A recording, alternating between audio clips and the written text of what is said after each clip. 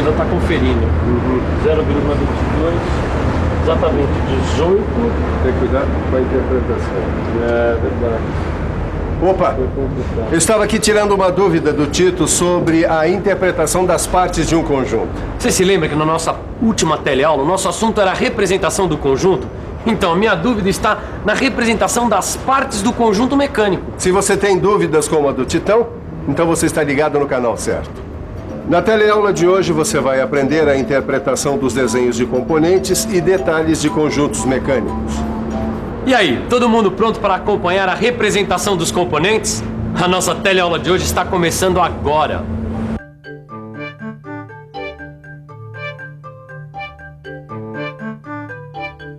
Angela, olha que bom o desenho desse encosto móvel. Olha, bonito mesmo, hein, Miguel? Por que você não aproveita e fala do desenho de componentes? Boa ideia. O desenho de componente é o desenho de uma peça isolada que forma um conjunto mecânico. Já o desenho de detalhe, ele representa um elemento, uma parte de um elemento, uma peça isolada, uma parte de um componente ou a parte de um conjunto mecânico. Só que o desenho de componente dá a descrição completa e exata da forma, dimensões e modo de execução da peça. Não é só isso não. O desenho de componente, ele mostra direitinho a forma, o tamanho, o material, o acabamento de cada parte. Além disso, ele informa as operações de oficina necessárias para a execução do componente, além de limites de precisão e mais algumas outras coisas. E já que você falou em oficina, é sempre bom a gente ouvir quem está com a mão na massa. Sabe, Caio, é importante que cada peça do conjunto mecânico seja representada em um desenho de componente. Mas todas as peças, Ananias? Não, as peças padronizadas não são representadas em desenho de componente porque elas não precisam ser executadas. Claro. Afinal, elas são compradas de fornecedores externos. Isso. Mas elas nunca são representadas. Olha, só em desenho de conjunto. Inclusive, a sua solicitação é feita com base nas especificações da lista de peças. Tá. Mas e os desenhos de componentes? Também são representados em folha normalizada? É como os desenhos de conjunto? É claro que sim. Aliás, o que desenho de conjunto tem em comum com o desenho de componente é a folha. Ela é dividida em duas partes, contendo espaço para o desenho e para a legenda. Então, a interpretação do desenho de componentes depende da interpretação das duas partes. Falar em interpretação, seu Tito, que tal o senhor me ajudar a conferir aqui e ver se essas peças estão de acordo com o que pedem os desenhos? Né? Opa, interpretar desenho é comigo mesmo, Silva. Então pega esse aí do lado. Esse aqui? É. Esse é o desenho do encosto móvel. Olha só, Silva, a legenda do desenho de componente é bem parecida com a do desenho de conjunto. Ela também apresenta um rótulo e uma lista de peças. E veja que a interpretação do rótulo do desenho do componente é semelhante à do rótulo do desenho do conjunto. Mas não é só isso que pode variar do desenho de conjunto para o desenho de componente. Tem razão. O número do desenho e os responsáveis por sua execução também. Tanto o desenho de componente quanto o desenho de detalhe podem ser representados em escala diferente da escala do desenho de conjunto. Eu acho melhor mostrar um exemplo. Então deixa comigo. Olha, nesse caso, a peça 2 foi desenhada em escala de ampliação 2:1. Enquanto que o conjunto foi desenhado em escala natural, ou seja, em escala 1:1. E repare que a lista de peças traz as informações necessárias sobre a peça representada. Olha só, Ananias. Agora, eu já tenho todas as informações que eu preciso para fazer uma completa interpretação do desenho de componente. Assim você vai colocando em prática tudo que aprendeu aqui. Aliás, eu vou começar pela interpretação do desenho de componente desse encosto móvel aqui. Então aproveita porque ele foi representado com supressão de vistas. Ele está representado só com a vista frontal. E representada em corte total. Se analisarmos direito, vamos perceber que o encosto tem a forma de uma calota esférica, com um furo passante. Acho que você quer dizer que a superfície interna do encosto tem a forma côncava, Caio. É isso mesmo, Ananias. De qualquer maneira, as cotas básicas do encosto são diâmetro, 18 milímetros, altura, 4 milímetros, o diâmetro do furo passante é de 6 milímetros. O raio da superfície esférica mede 12 milímetros. A espessura do encosto é de 1 milímetro e 52 centésimos de milímetro. e corresponde à espessura do aço ABNT, 1010-1020, bitola 16. E aí, Tito? Você está lembrado que símbolo é esse aí ao lado do número 2? É claro que eu tô, Silva. Este é o símbolo de rugosidade. Indica o estado de superfície que a peça deve ter. Então você também deve estar lembrado de que o círculo somado ao símbolo básico de rugosidade indica que a superfície da chapa para o encosto deve ficar do mesmo jeito que foi obtida na fabricação. Bom, isso quer dizer que a remoção do material não é permitida. Aliás, pelo que eu tô vendo no desenho aqui, essa não é uma peça que exige uma grande precisão. Bom, no desenho não tem nenhuma indicação de tolerância específica. Tem toda a razão. Só a tolerância dimensional geral foi indicada. Bom, mas agora vamos andar rápido com esse controle de qualidade, Titão, porque o grampo fixo não é só formado de encosto móvel, não. Então vamos ao trabalho, chefe. Vamos conferir o corpo do grampo fixo. Você checa as medidas que eu confiro aqui no desenho. Bom, observando o rótulo, dá pra ver que o corpo está representado em escala natural, aqui no primeiro diedro.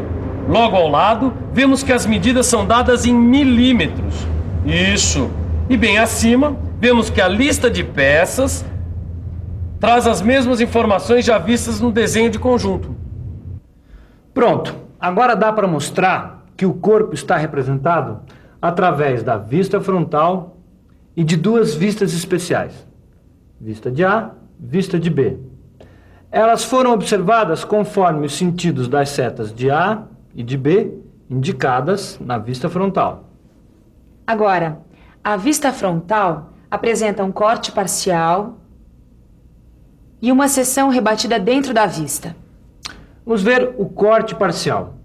Ele mostra um furo roscado, quer dizer, um furo com uma rosca triangular métrica normal, que é de uma entrada. Mas não é só isso não, né? A vista de B mostra uma saliência e o furo roscado da peça. E a vista de A mostra a representação das estrias. Faltou dizer alguma coisa, não? Ah, já sei.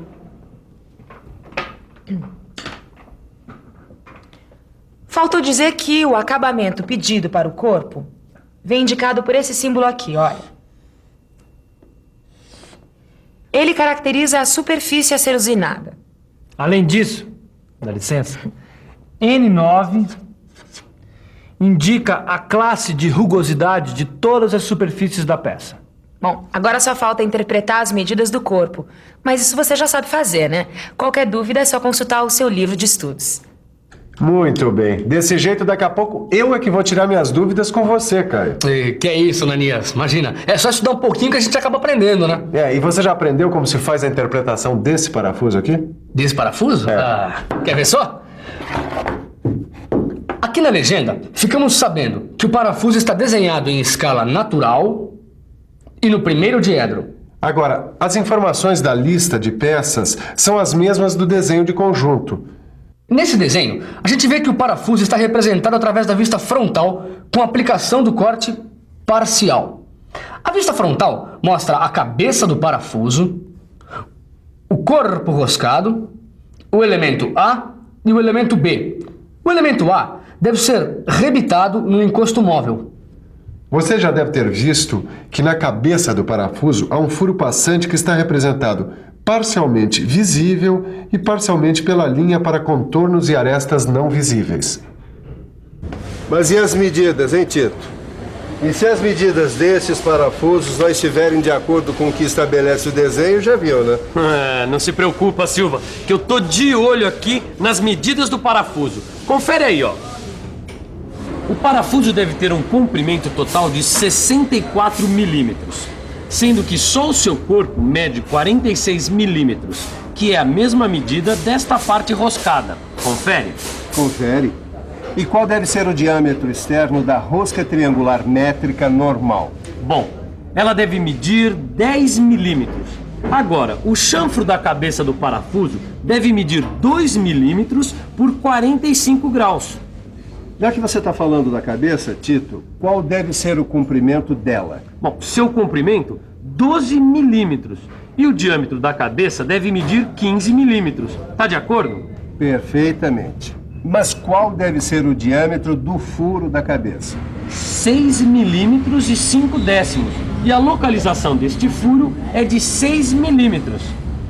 Agora me diz o tamanho do elemento A. 4 milímetros de comprimento por 6 milímetros de diâmetro. E o tamanho do elemento B é 2 milímetros de comprimento por 8 milímetros de diâmetro. Só que não há indicação de tolerâncias específicas. E o afastamento geral de mais ou menos 1/10 de milímetro vale para todas as cotas. Então nós vamos ver que o acabamento geral da peça corresponde à classe de rugosidade N9, enquanto que o acabamento do furo da cabeça corresponde à classe de rugosidade N12. E a usinagem da peça será feita com remoção de material. Bom, agora nós já podemos mostrar a interpretação do manípulo. Vamos lá. Ele também está representado em escala natural, 1 por 1. No primeiro diedro, aqui nós podemos ver que o manípulo será feito de barra de aço, com 6 milímetros e 35 centésimos de diâmetro e 80 milímetros de comprimento. O manípulo está representado em vista frontal, que mostra o corpo do manípulo e 2 espigas nas extremidades. O símbolo indicativo de diâmetro mostra que tanto o corpo como as espigas são cilíndricas. Este símbolo aqui indica que o manípulo receberá acabamento geral, enquanto que este outro aqui indica que apenas as superfícies cilíndricas das espigas receberão acabamento especial. Antes de pensar em acabamento especial, eu quero ver se você interpreta corretamente as medidas do manípulo. Ah, Ananias, tá fácil de saber, né? Olha, é só olhar que o comprimento do manípulo é de 72 milímetros, que o seu corpo mede 56 milímetros por 6 milímetros e 3 décimos. E as espigas medem 8 milímetros e 5 milímetros. Agora repare que as espigas têm tolerância isodeterminada E9 no diâmetro. Elas serão rebitadas nas cabeças do manípulo. Bom, Silva, por falar em cabeças do manípulo, agora só falta a gente conferir estas aqui para completar o nosso controle de qualidade. Então vamos logo com a interpretação dessas cabeças.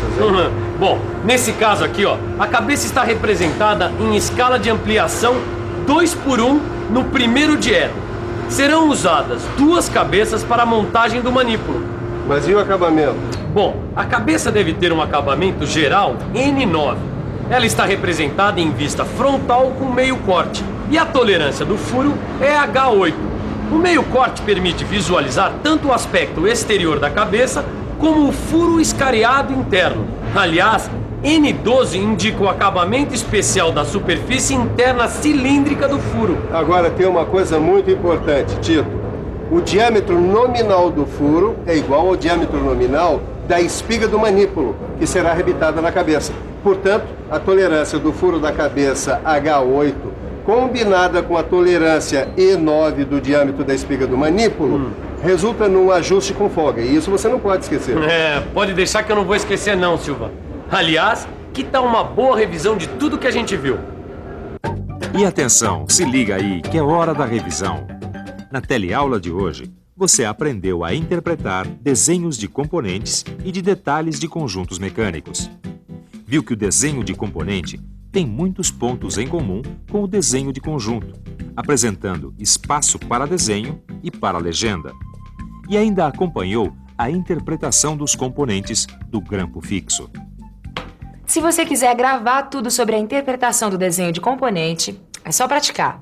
E no seu livro de estudos tem todos os exercícios que você precisa. Então, até a próxima teleaula. Tchau!